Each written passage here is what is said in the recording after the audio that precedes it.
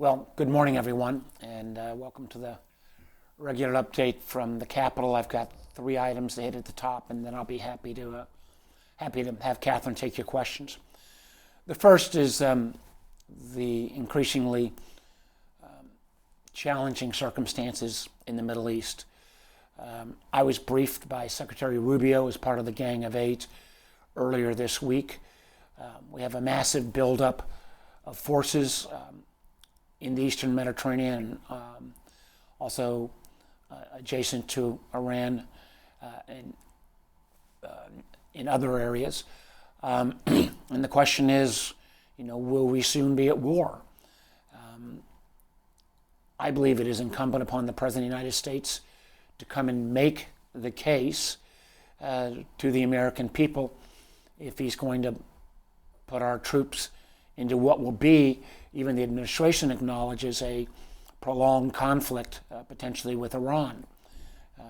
This would be unlike the lightning strike that took out Maduro or the one-time attack on Iran's nuclear facilities. But this effort, if it goes forward, appears could have much longer consequences. The Iranian regime is obviously awful, but our ability to put enough additional pressure on Iran is undermined, frankly, by the fact that our European and allies are concerned, rightfully, about the continuation of NATO, and with the erratic foreign policy, will we have their support if conflict breaks out? We obviously want diplomacy to work, and I know there are negotiations going on today, but I also worry about the fact that so many of these sailors that are on this deployment are home ported in Norfolk, and we've seen, for example, the Gerald Ford, which was originally going to go to the Mediterranean and then was moved over to being off the coast of Venezuela, then moved back to the Mediterranean. I mean, those sailors are on, I believe, about a 8-9 month deployment at this point, which is putting enormous stress on them. They will do their job, I know, but if we are going to be in continuing conflict, which is a potential with Iran, the president needs to make the case. On another matter, we all know a few weeks back we had the anniversary of the horrible crash at National Airport that killed 67 people. The Senate passed unanimously legislation called the Rotor Act that would put in place the kind of safety protocols that are needed. Unfortunately, the American flight crash was avoidable, as the National Transportation Safety Board said. We thought the Rotor Act, which passed unanimously, would put the safety precautions in place, including making sure that all aircraft use the ADS-B communications tool, so that people would be, in different flights, would be alerted of near collision. Strangely enough, the House, though, for this, what was going to pass unanimously, didn't pass the bill. Matter of fact, it appears that the House chaos that was going to pass with close to a two-thirds majority, but the Speaker cut off the voting, where it appears some members still wanted to vote. I find that very unfortunate, because those families and those of us who fly in and out of National all the time, we've got to have the kind of safety protocols put in place. So we'll wait to see whether the House will take up a Rotor Act or will try to water it down and cut back some of those safety precautions. And then finally, I wanted to bring up an issue that Senator Kaine and I have written a letter to the Mine Safety Health Administration, MSHA, questioning a miner's death in, I believe, November of 25 in West Virginia in the Rolling Thunder mine. And the question we've got is, the Mine Health Safety Administration is down about 14% in personnel. They've seen a lower number of inspections. We've got to make sure that miners, while the numbers are declining in Virginia and West Virginia and elsewhere, that these mines are kept safe. And I'm concerned that some of the Trump administration's cutbacks are cutting back on critical mine safety, and we're hoping to get a response shortly so that we can reassure miners across Appalachia that their safety needs are first and foremost and not being cut back. With that, why don't I turn it over to Catherine and be happy to take your questions. Our first question is from Mitchell with WTOP.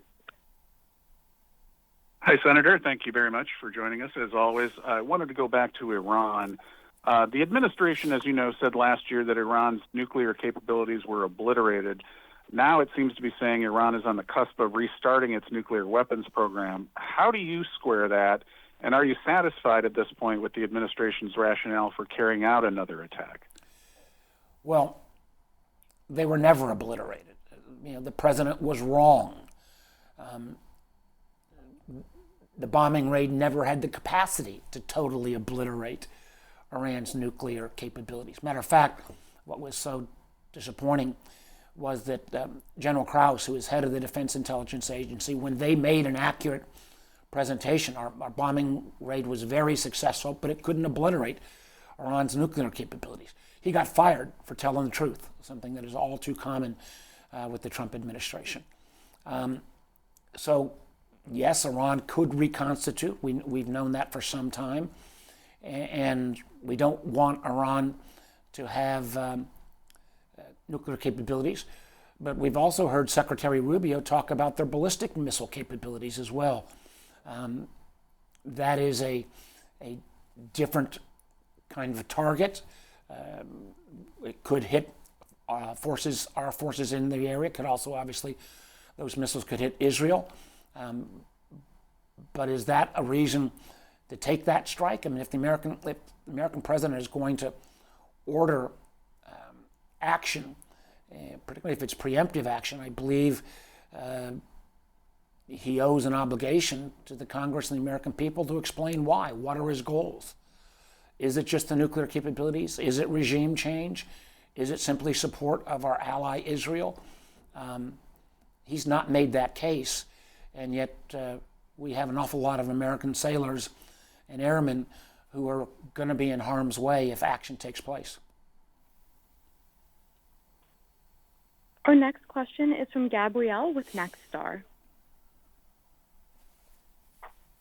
Hi, Senator. Thanks for taking the time. I'm curious if the president does make that case, is there a world in which, or a scenario in which you would support some military action? And on the House side, we're seeing the Democratic leadership is trying to have an Iran war powers resolution vote next week. Is that something you want to see in the Senate as well? I would like to see. This is, again, this is not the case.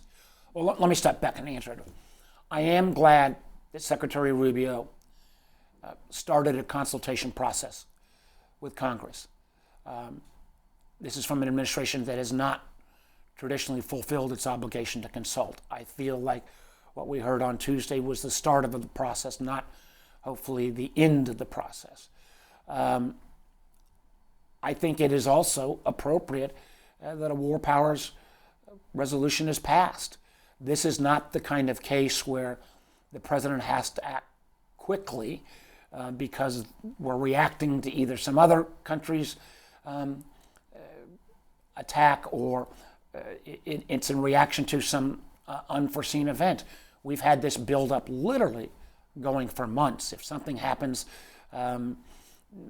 it is not a reaction to, it appears to be part of a plan.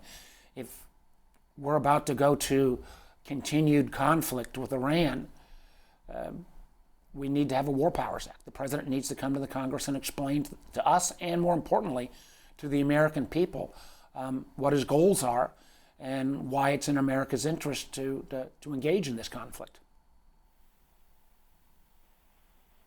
Our next question is from Audra with Sinclair Broadcast Group. Thanks, Senator. Covering these talks closely, we're on the third, meeting in this round, and it's still not clear what exactly these talks are focused on. Is it just the nuclear issue? Is it missiles? Is it supporting proxies? Last night, Rubio said that missiles have to be part of the broader deal and conversation. Do you worry that the administration is moving the goalposts by insisting on addressing the Iranian missiles? Like, do you fear that they're going to walk away from a deal if it's not all encompassing? Well, And on that note, do you think this president's just determined to go to war? I don't have the slightest idea what the president's intentions are.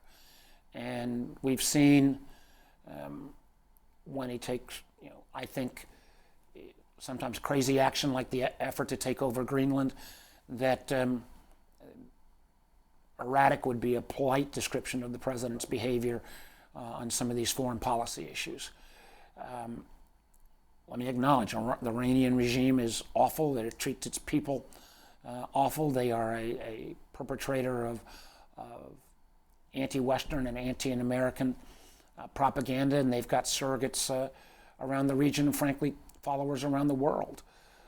But if we are going in and changing the definition from precluding Iran from having nuclear weapons to saying, no, we don't even want Iran to have any missile capability at all, well, that's a different kind of argument. And I'm not sure that argument has been made. Clearly, Israel has huge concerns about Iran's traditional missile capability, since some of those missiles can hit Israel. But if we're going to put American troops in harm's way, the president needs to explain what his goal is, what his motivation is, and why this is in America's best interest. And I don't think he's done that yet. Our next question is from Jada with ABC 13. Senator Warner, during the State of the Union address, there were several people who shouted to interrupt President Trump. This has also happened to President Biden by opposing parties during his address. Do you think there should be some level of decorum that members of Congress should have for the State of the Union, regardless of who's in office? Absolutely. I think that this is a chance for the president to make a presentation about the State of the Union, but I also know when the president uses an event like this to literally bait the opposition, that's not appropriate decorum as well. So I'm not sure we're going to get that decorum under President Trump. It's, again, unprecedented, the number of flat-out falsehoods that he said, but I also think it's appropriate that if you don't want to listen, you should leave or not attend in the first place. Our next question is from Nicholas with Falls Church News Press.